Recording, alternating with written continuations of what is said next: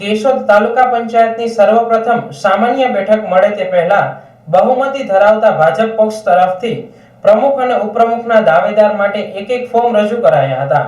સોમવારના રોજ અધ્યાસી અધિકારી તરીકે જિલ્લા આયોજન અધિકારી આર.એમ. ગંભીરની અધ્યક્ષતામાં ચૂંટણી પ્રક્રિયા પૂર્ણ કરાતા તમામ સભ્યોનો સંપૂર્ણ ટેકો મળતા ભાજપના મેન્ડેટના આધારે તાલુકા પંચાયતના પ્રમુખ તરીકે ભાજપ પક્ષના હર્ષિતાબેન મક્કા, ઉપપ્રમુખ તરીકે નાનભાઈબેન હરેશભાઈ સિંહાર ના નામની જાહેરાત કરવામાં આવી હતી। નમસ્કાર, હું હર્ષિતા નીરજ મક્કા। ભારતીય જનતા પાર્ટીએ મારા પર વિશ્વાસ મૂકી પ્રમુખ પદની જે જવાબદારી મને આપી છે તે હું નિષ્ઠાપૂર્વક નિભાવીશ। આ તકે તમામ સભ્યો શ્રી ભારતીય જનતા પાર્ટીને તમામ કાર્યકરોનો હું આભાર માનું છું। આવનારા સમયની અંદર કઈ રીતે તમે કામ કરશો? વિકાસના કામ કરીશ।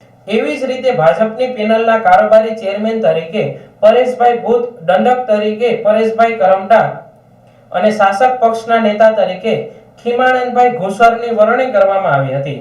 તાજેતરમાં યોજાયેલ કેશોદ તાલુકા પંચાયતની 18 બેઠકો પર સામાન્ય ચૂંટણી યોજાતા ભાજપનો 10 બેઠક પર વિજય થયો હતો, જ્યારે કોંગ્રેસના ફાળે 6 બેઠક ગઈ હતી તો આપ અને અપક્ષ ફાળે એક ગઈ હતી। કેશોદ તાલુકા પંચાયતની પ્રથમ સામાન્ય સભા યોજાઈ હતી, જેમાં અધ્યાસી અધિકારી તરીકે મારી નિમણૂક થયેલી હતી। ચૂંટાયેલા તમામ સદસ્યોએ પોતાના ઉપપ્રમુખ તરીકે મક્કા હર્ષિતાબેન તેમજ તાલુકા પંચાયતના ઉપપ્રમુખ તરીકે સિંહાર નાનભાઈબેનને ચૂંટેલ છે। તો આ તકે તમામ સદસ્યો, પ્રમુખશ્રી તેમજ ઉપપ્રમુખશ્રીને હું હાર્દિક અભિનંદન પાઠવું છું। નમસ્કાર, આજરોજ કેશોદ તાલુકા પંચાયતની પ્રથમ બેઠક હતી।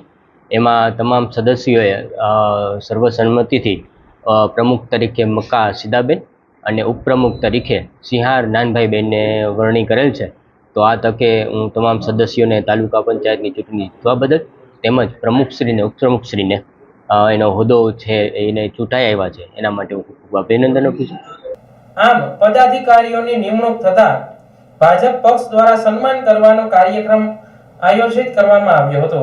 આ કાર્યક્રમમાં ગોવિંદભાઈ ડાંગર, મહેશભાઈ મકવાણા સહિતના આમ આદમી પાર્ટીના અગ્રીમ હરોળ કાર્યકરો ઉપસ્થિત રહ્યા હતા અને ચૂંટાયેલા હોદ્દેદારોને લોકોના કાર્યો કરવા શુભેચ્છા પાઠવી હતી, અન્યથા તેમનો વિરોધ કરવાની ચીમકી પણ ઉચ્ચારી હતી।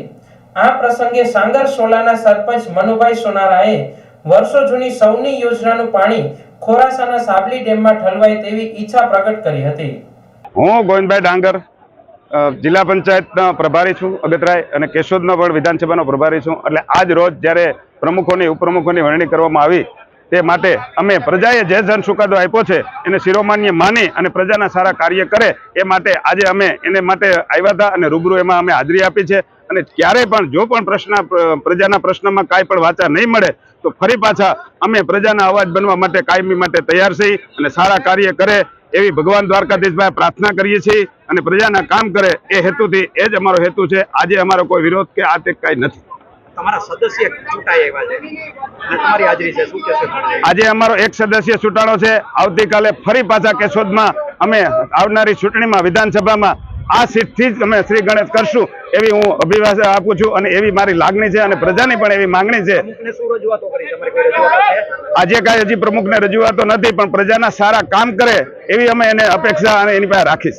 મારું નામ મનુ ભુરા આહિર, ગામ સાંગરસોલા, સરપંચ ગ્રામ પંચાયત સાંગરસોલાનો। આ પંચાયતમાં હું 12 વર્ષથી તાલુકા પંચાયતમાં આટા મારું છું, ફેરા કરું છું, છતાંય મારા કામ થતા નથી।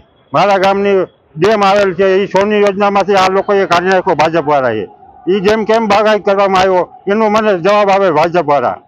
આ મારા આખા ઘેરને લાગુ પડતો ડેમ છે સાબડી ડેમ। એ સાબડી ડેમના નર્મદાનું પાણી નથી નાખવાનું હતું, નર્મદાનું પાણીમાંથી ડેમને બાગાયત કરી નાખ્યો છે। એના વિરોધમાં મારે ભાજપ છોડીને આજે હાથમાં જણાવવું પડ્યું છે। એમ નહીં, આજે પ્રમુખ અને ઉપપ્રમુખની ચૂંટણી છે, એમાં નિમણૂક થઈ ગઈ છે અને તમે એમની સભામાં હાજર રહ્યા, એટલે સપોર્ટ આપવામાં આવ્યા છો કે ફરિયાદ કરવા આવ્યા છો? ના, અમારે આવવાનું કારણ મેન એ છે સપોર્ટ આપવા આવ્યા છે, પણ આમાં કઈ આગા પાછું થાય તેથી અમે સપોર્ટ લઈ લેવા પણ તૈયાર છીએ। તમે માંગા રાખી છે એમની સામે? નહીં, અમે કોઈ માંગવા નથી રાખી। અમને એમ લાગે વ્યવસ્થિત હાલે છે તો અમને કોઈ વાંધો નથી, બાકી કઈ આગા પાછું હાલશે તો અમે આગળ જાઓ।